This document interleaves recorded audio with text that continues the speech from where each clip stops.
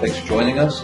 This is an episode that we're doing. We got Bob Friedenthal here talking with us again because he just has that much good stuff to talk about. And honestly, what we're going to talk about today is building relationships. Bob, you and I were talking about what are all the problems, the challenges, the benefits, different ways to do it. We just had a long conversation, and we said, we should be recording this because this is great content that people will want to know. And there's so many distinctions and nuances to what makes people want to build a relationship. You bet. I was thinking just a second ago, there's a great tool that I started using years ago called the McKay 66.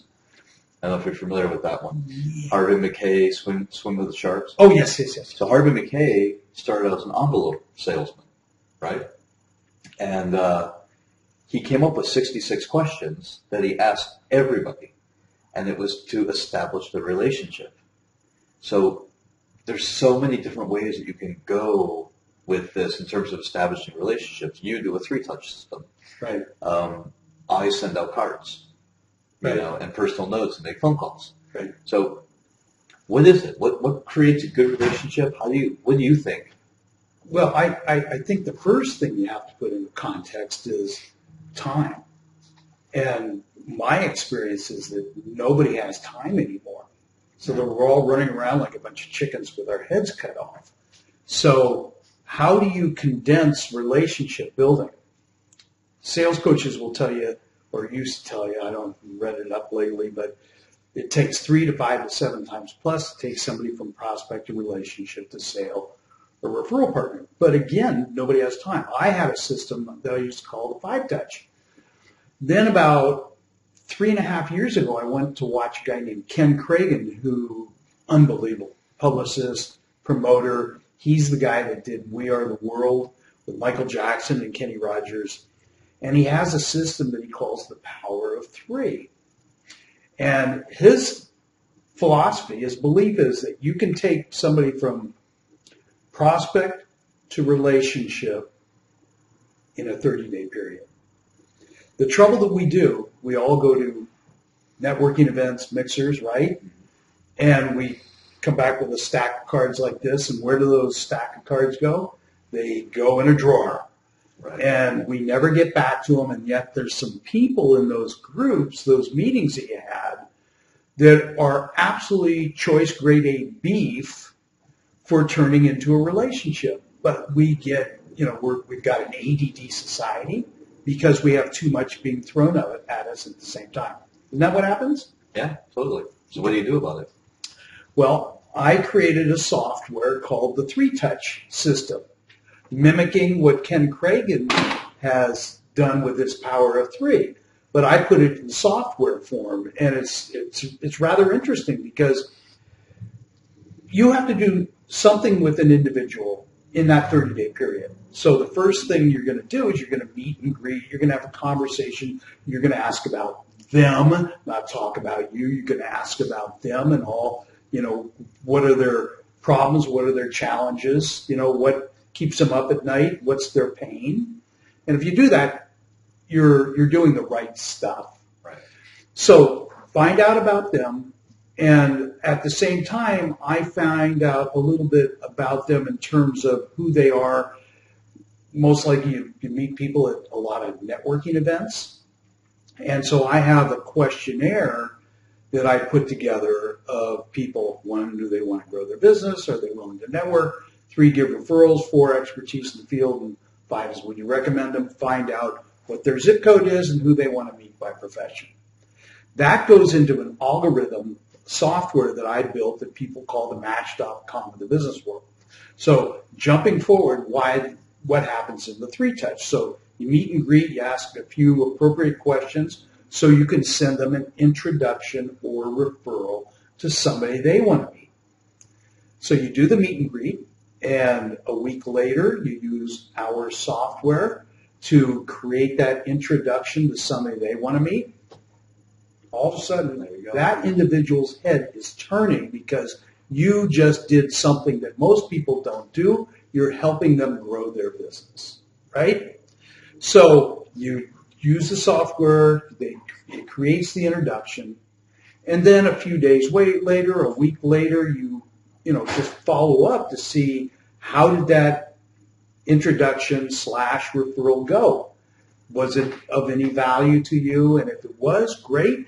And if it wasn't, you go back to the drawing board and do it all over again. But it's really dependent on, we got two different people, two different kinds of personalities, and not everybody is going to mesh.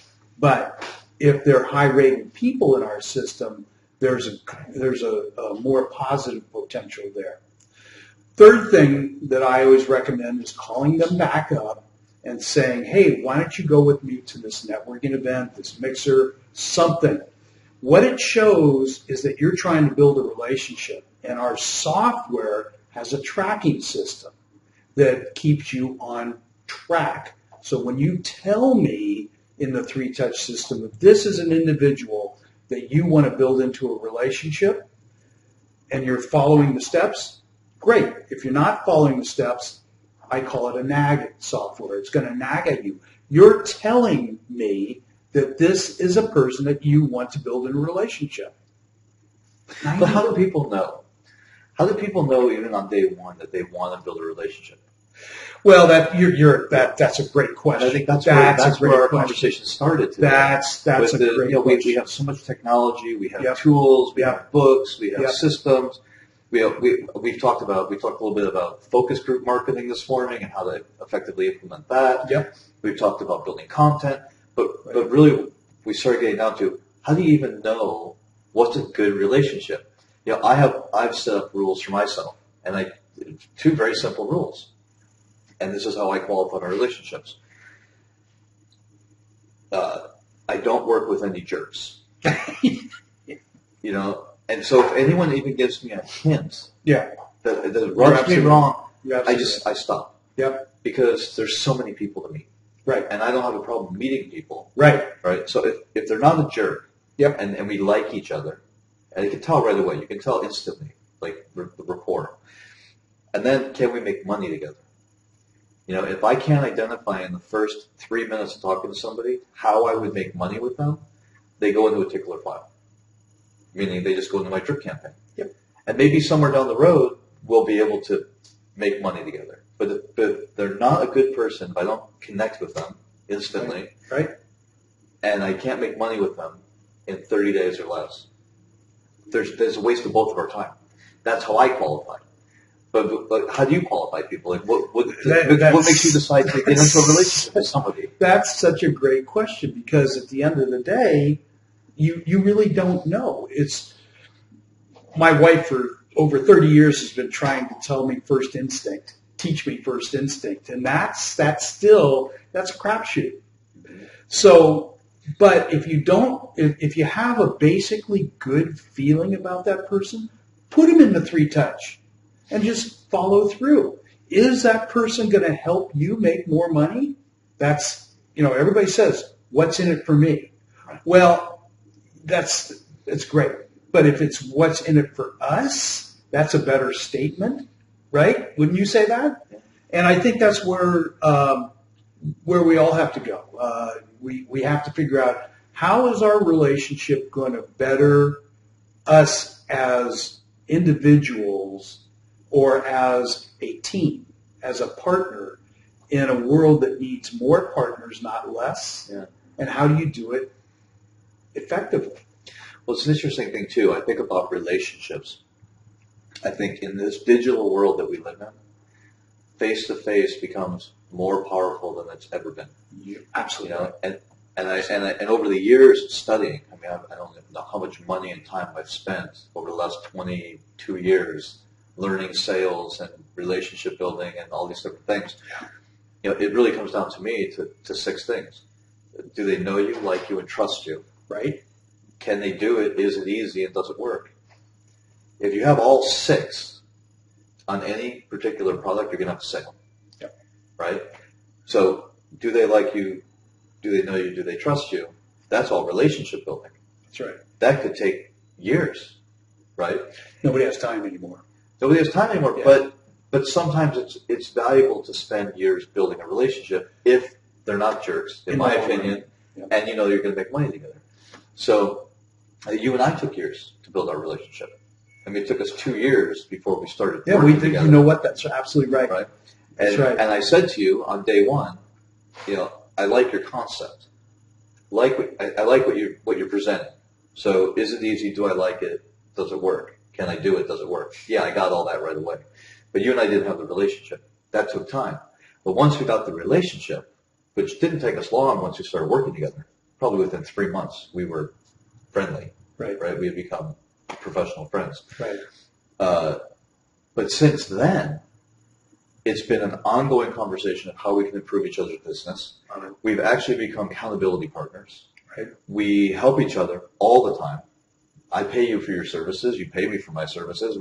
There's nothing for free. Yeah. So we're making money together, right? And I get a huge result. And the reason I work with you on that level, not only do I like you, know you, and trust you, it is easy, it does work, and I can do it. And you've given me the support, but I make money. You know what else? We're forward thinkers. Yeah. And that's what really built our relationship. You're right. We went 2 years with nothing happening. And then all of a sudden, one day, something snapped. Yeah. And we started working together, and now it's flourished as a result. But I think what really kind of spurs us on is we're forward thinkers. We don't think in a box. We think out of a box. And I'll tell you something, I love that. That's my favorite thing in the world is not do what everybody else is doing. That's where the problem is today. Everybody cubbyholes themselves into the same thing. One mortgage broker to another. And I when I talk to mortgage brokers, I always ask the same question. What are you doing to help get you more clients? Are you doing the co-branded flyers like everybody else? And they all say the same thing. Yes, that's what we do. Well, why is that, going to put you in front of somebody else? You need to be doing things differently than what you've done before, and yet most people just lack that capability. It's interesting. I look at companies, in the mortgage industry in particular, the new trend in marketing for all large mortgage companies is to generate and buy leads from Zillow or wherever. Right. Convert the leads into prospects, and then deliver the prospect to the real estate agent. So mortgage companies are now becoming lead generation shops for real estate agents, Right. and they're pre-qualifying the borrowers on the way in, Right. on the way to making the referral. Right. But that's, so let's think about that. Like, what's that all about? And if you're a small single operator, right? Like I'm a small single operator anymore. I abandoned all corporate relationships because personally I found it hard to navigate through all the bureaucracy that comes with a corporate relationship. There's nothing wrong with corporate relationships. There's nothing wrong with working for a big company. There's nothing wrong with having a big company provide all the leads and do all the generation for you. But I think what ends up happening is it diminishes the quality of the relationships. So if my company is delivering all these leads to a real estate agent and I'm just there to follow up on the transaction, I'm not really building that relationship. There's no vested interest in that realtor staying with me for 10, 15, 20 years of my career. It's going to, to me, it diminishes it. So I spend a lot of time thinking about, how can I, to your point, how can I live in the blue ocean?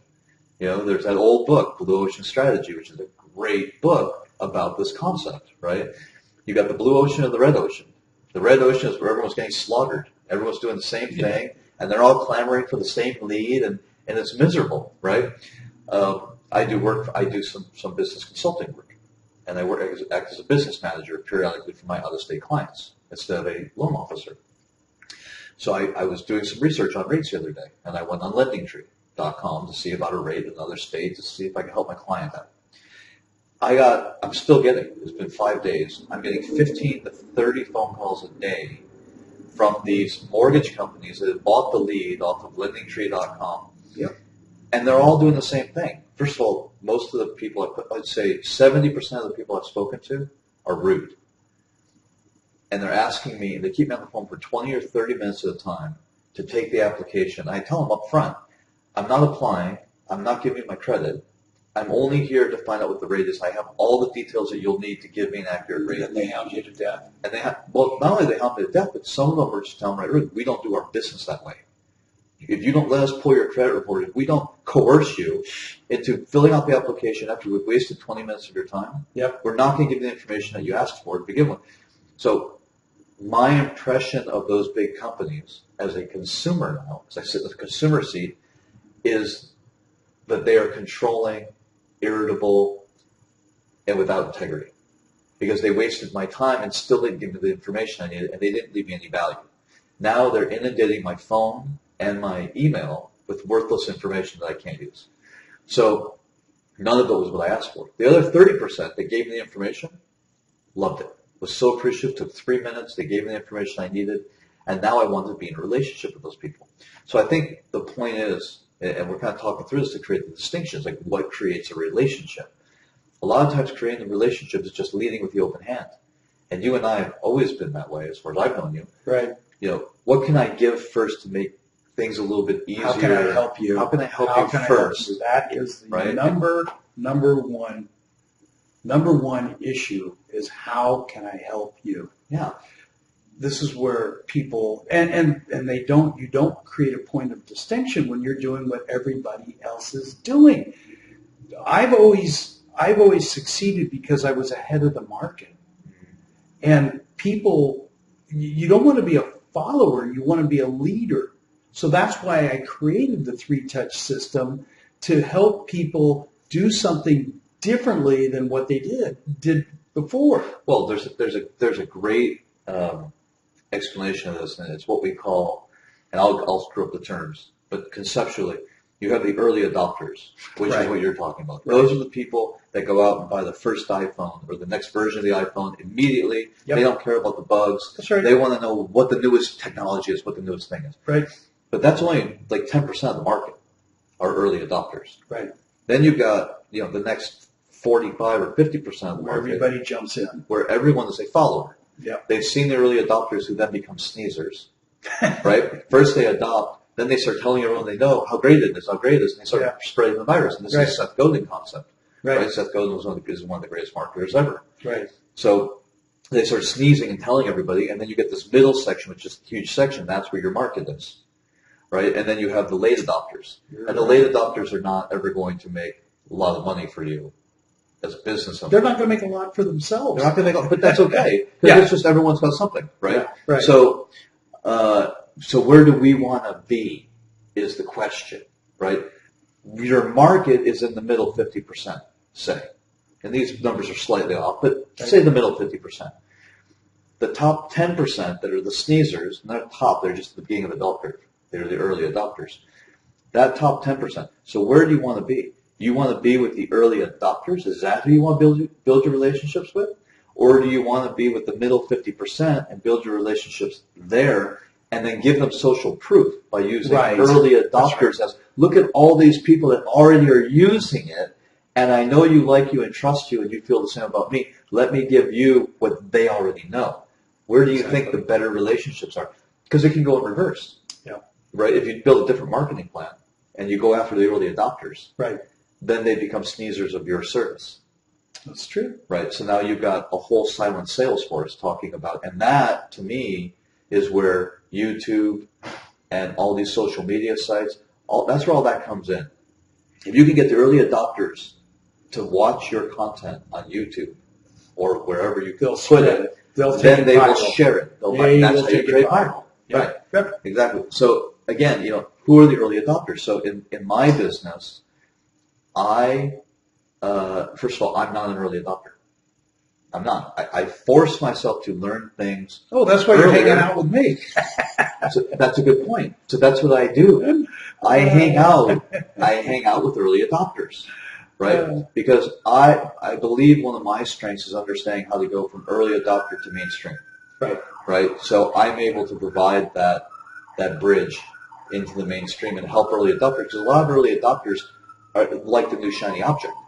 So they're always going after the next new thing, but they don't actually turn it into what it could be potentially. Right. I'm not talking about you. I'm just saying in general. Yeah. So So I have a few different categories. I have all of my clients, which are the users in the middle ground, and I build long-term relationships with all of those people.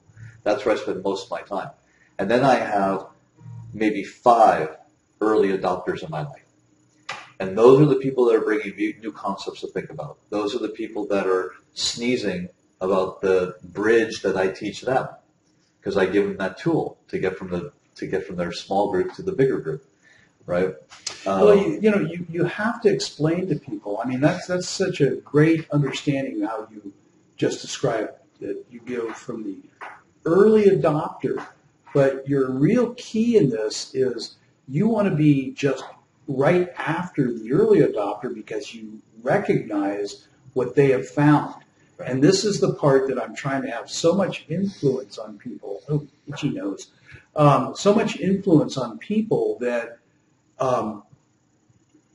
if you fall into the Me Too, you're already behind the curve. And that's what people have not figured out. You've got to get in. You've got to recognize. That's really the key word. You've got to recognize, and this is something that you've always done with me, you recognize where I'm leading people. Now it's a matter of getting people to adopt to what I'm teaching. Data is ruling the world now. And that's what people don't seem to understand. And it's a scary area for a lot of people. They don't know how to deal with data and how to use it and how to create yourself a rapid explosion. We're all sitting there, or not we're all, I don't do that, but everybody's in there running it out, trying to figure out how to make it work when the tools are already there, and it's called data, but it's how you use the data. You follow that concept, and your business will, be a rocket ship if you know how to use the data. And that's where 90% of the people out there have. They're just totally lost. You have to remember market share too. So I'm a mortgage originator, right? I do a lot of different things in real estate, but for this purpose, I'm a mortgage originator. Some people might say it's a dangerous thought to be a solopreneur mortgage originator when you have, the Quicken Mortgages and then a Rocket Mortgage, which is their digital platform, and you right. But I don't think so. I think that I prefer to sell a higher quality service and take people through a transaction in a way that they're not only going to protect themselves and their family, but it takes it out of commodity. People want that help. People want, but people don't like to pay for it. And so I tell people all the time, there's a balance. You can have it quick, you can have it right, or you can have it fast. I mean, so you can have it fast, cheap, or right. Right. But you can't have all 3. You can only have 2 of the 3. Right. You can have it cheap and fast, but it won't be done right. That's the Rocket Mortgage of the world, right? That's when you go online to Lending Tree and everyone tries to slam you through and get your credit information up front. That's all fast and cheap, right? But if you want it done right, it can cost a little more money, or it might take a little more time. Either one. My clients appreciate that about me, because I give it to them right, and I give it to them at a price that doesn't change. Now, I had a client call me the other day. They said, "Oh, we got this offer, and we're getting an $8,000 credit from the bank." I go, "All right, that sounds pretty good. Send me what they sent you, and I'll read it to you so I can interpret it for you." Well, they sent it to me. There wasn't an $8,000 credit. It was a $200 credit. And the rate wasn't terrific. So I told them, go, because I could see when I was working on the relationship, right, were they a commodity buyer or were they a value buyer? They were a commodity buyer. All they cared about was the lowest rate at the lowest price. But I don't do that. So I immediately let them go. Nicely. I said, look, and they did. You have a good deal. I can't match it. I'm not going to spend my time trying to convince you, right? Because you're buying a commodity and you're not buying a service. And if you're buying a service from me, you don't just get that one transaction, you get a lifetime of transactions. Because I'm going to watch after you, right? So there's that distinction. So in this world where everyone says it's impossible to compete with the big boys control, 35% of the market would be a huge controlling interest in the mortgage market. Any one company that had 35. I think all the big companies, you could Quicken and Wells and Citi and all those companies together are probably 35 or 40% of the market. Mm. So I don't go there. That's the red sea. I stay in the blue sea with the other 60%, and then I segment the 60%.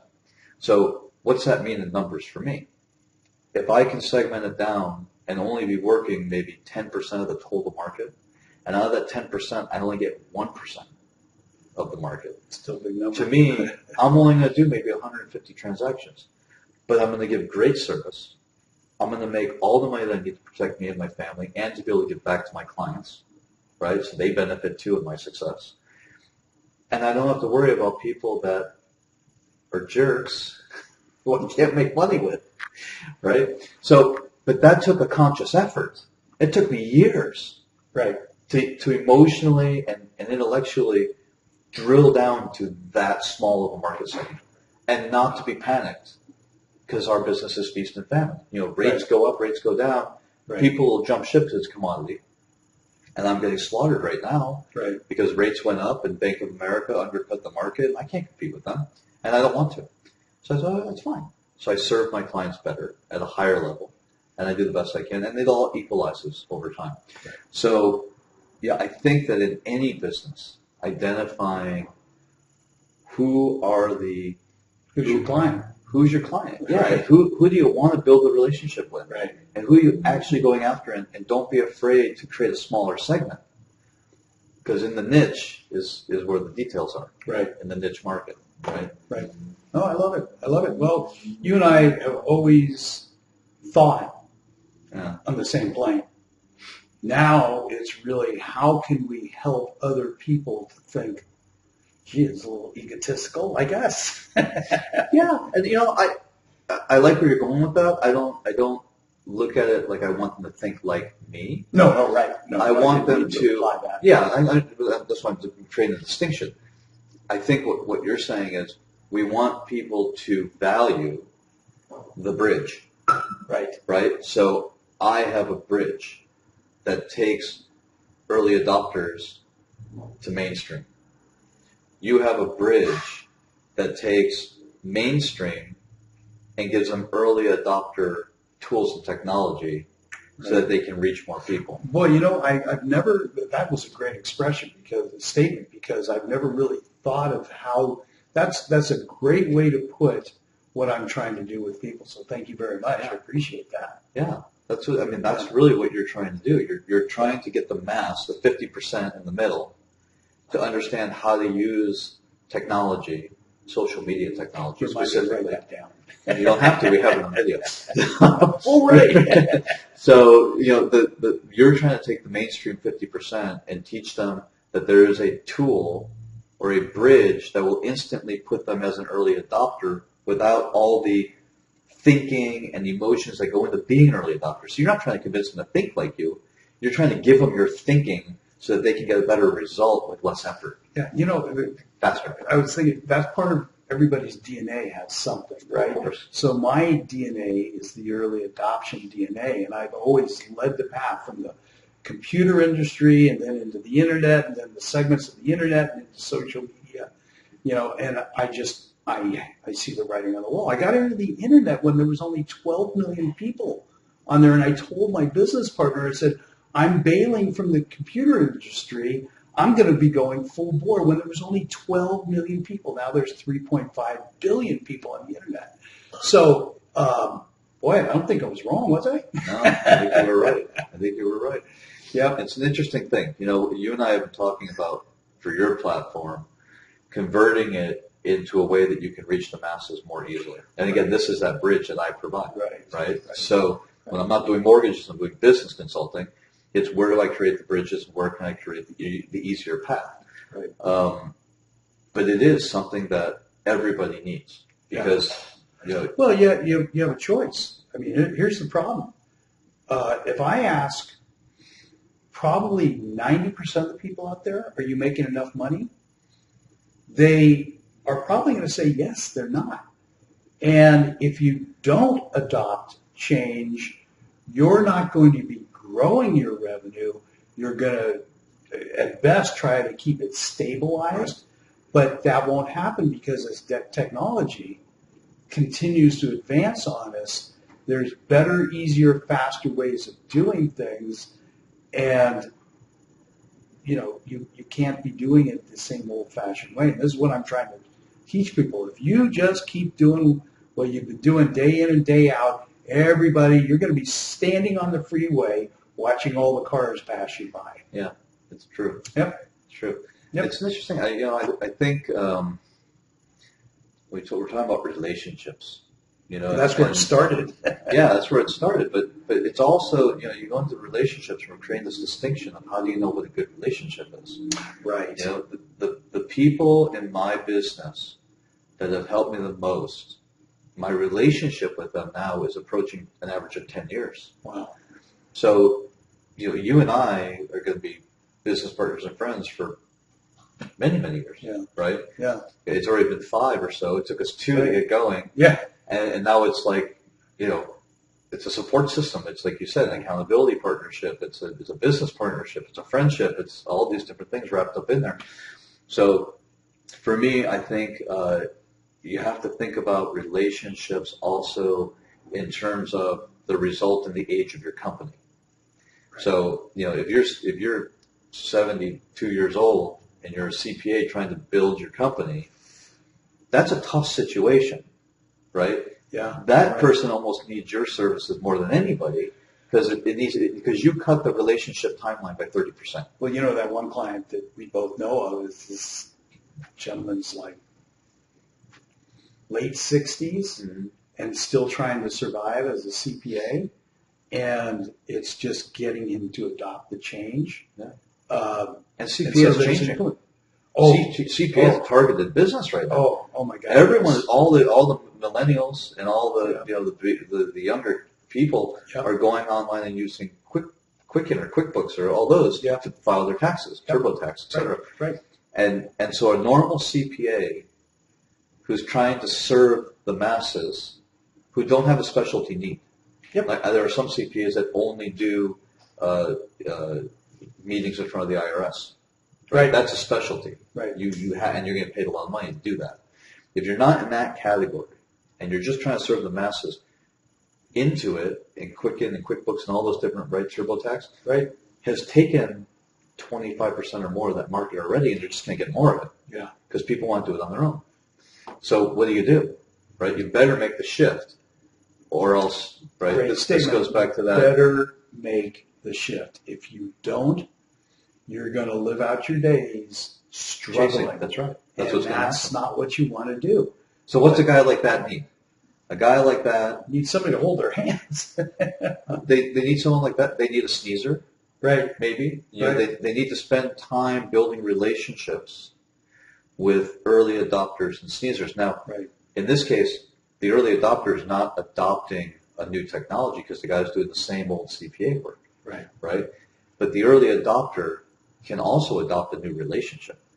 Right. So if you connect with an early adopter who knows you, likes you, and trusts you, believes in what you're doing, sees the value in it, they will sneeze about you. So, that's a shift. It's a shift in thinking. That 68-year-old CPA needs to build relationships with early adopters. Well, not with real estate agents. You hit the nail on the head. If you are not building relationships as a business, you will not grow. Generally speaking, and that's generally speaking. Yeah. And I think that's more of a mass majority than not. You have to be out there building relationships. How do you do it? Yeah. That's really the challenge out there. How do you build relationships? You can run around from one thing to another, one networking, go gather business cards, but if you don't figure out how to build that relationship effectively and efficiently, you're just treading water. Yeah. There's so many, this whole idea of who do you want to build your relationship with, I think that's a distinction that we should spend more time, not necessarily today, but we should spend more time thinking about that, because that should almost be a question in your system. Is your business under attack? Great. In the corporate world, do you feel your business is under attack? Right. Yeah. In the corporate world, we call that a SWOT analysis. Yeah. Right. The SWOT is the SWOT, strengths, weaknesses, opportunities, and threats. Right. Right? And so if you can't identify your strengths, which is your offering, right? And you don't understand your weaknesses so that you don't sell them, and stay away from them because it'll crush your business if you sell more of your weaknesses than your strengths. Right. If you don't understand where your opportunity in your new market is, and you understand where your threat is, you're toast. I mean, that's it. So using the 68-year-old CPA as an example, his threat right now is digital TurboTax. Right. That's his threat. It'll ruin his business. His opportunity is meeting with and building relationships with early adopters that will sneeze about him to find his market. Well, his market is not the tax side of it. It's really the business assisting as an outsourced CFO, et cetera. But the biggest problem you have is that, okay, if you're an outsourced CFO, you're going to be transitioning through a lot of different people. And if you're not meeting enough people, you're not building enough relationships, you're not keeping yourself out there in front of people, your brand, et cetera, you're going to lose ground to the people that are willing to do that. So there's changes. There's changes afoot. Yeah, it's an interesting thing. All right. I love it. So there you have it. That's our discussion of relationship building. And by the way, who are we? Who are we? I'm Kirk Jaffe, kirkjaffe.com, and Bob Friedenthal, right? EdgeUpNetwork.com and mycity.com. And why don't we give a couple of phone numbers out there? I don't mind giving a phone call. Go ahead. Mine's 310-736-5787. And 818-483-9166 is the number to reach me. And that's for business consulting or mortgage transactions or anything really having to do with real estate and corporate understanding is where my specialties are. Right. And mine's about relationship building. I'm a LinkedIn consultant, but at the end of the day, it's still about relationship building, and I have a system that works. It works. Love it. Thank you.